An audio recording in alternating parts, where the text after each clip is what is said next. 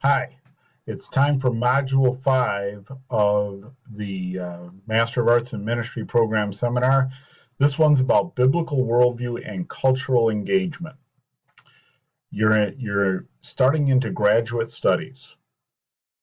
We want to help you become a really well-educated person who can engage with our world. Too often the church just talks to itself inside its own walls, and we talk negatively or fearfully about all those bad things out there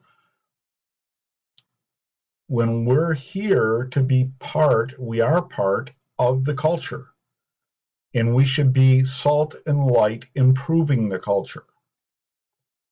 And we want you to be prepared to do that. So, what are our objectives for this week? Well, number one, identify key biblical principles for engaging culture and society. You're going to do a discussion about the Bible and culture. Number two, evaluate artistic endeavors from the standpoint of biblical worldview. You're going to read a book on art in the Bible. Now, I got to admit to you that the paper you're going to produce on that, we'll talk about it in just a moment, is a struggle for me to grade. I am just nowhere with art. If you're here in Grand Rapids, it's art prize time. I'm not getting down there this year. I haven't. I don't think I will. Been there. Have to admit, I don't quite get what the big deal is. But intelligent, well-educated Christians should be able to engage with art and to evaluate current cultural trends. Culture is always happening. There's always new stuff going on. And right now, kind of those big deals are the Supreme Court nominee, the Me Too movement. In fact, those two seem to be dominating everything right in these days. We're going to talk about cultural trends. So you've got a couple of lectures from Mark Soy, who's one smart guy. I think you're going to like his stuff. And then let's look at our learning activities. The first one's a biblical view of cultural outline, of culture outline. It asks you to use the worldview framework of creation, fall, redemption, consummation, and analyze the biblical story regarding culture. Now, I am there's more instructions there, but I'm going to tell you, I'm going to be expecting to find both positive and negative things. Many times the culture is, for evangelical Christians, something bad that we critique and talk about how awful it is and how our schools are immoral and our entertainment's immoral and the government's immoral, and even so come quickly, Lord Jesus. But that isn't the whole. There are Bible verses that we can use in that way, but that's not the whole biblical story. I'm a little concerned as I'm reading our stuff.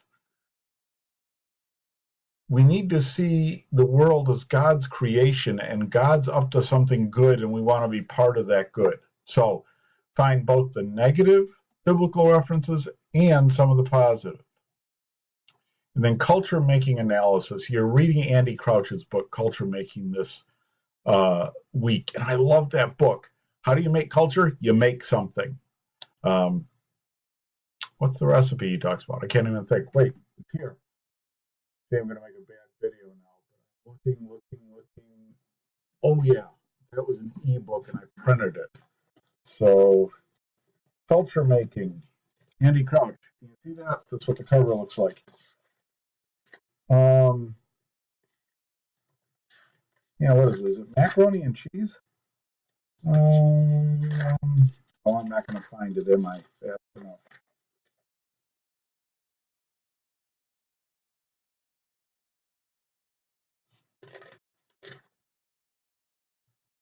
I'm not finding it. But he has a running illustration of a recipe that he makes in there.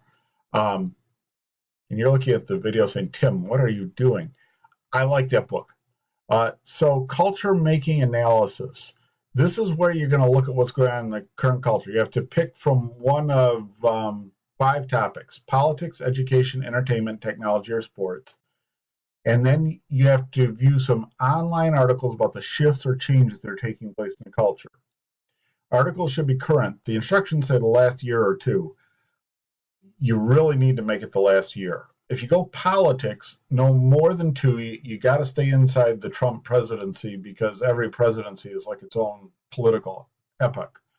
But really, you need to be within the last year, and they should be from a reputable scholarly or journalistic source. Now, you know a little bit about scholarly sources.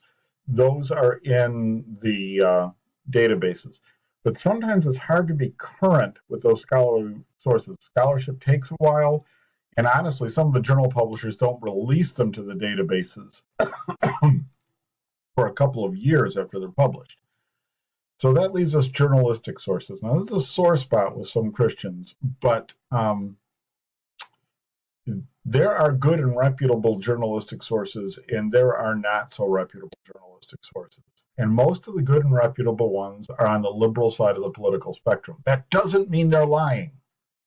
It means they have a particular lens to look through. So frankly, a New York Times piece or a Washington Post piece is going to be slanted to the left, but it's going to be well researched and at least defensible. It might not be the truth, but it will be defensible. I want you looking at good high-level journalistic sources.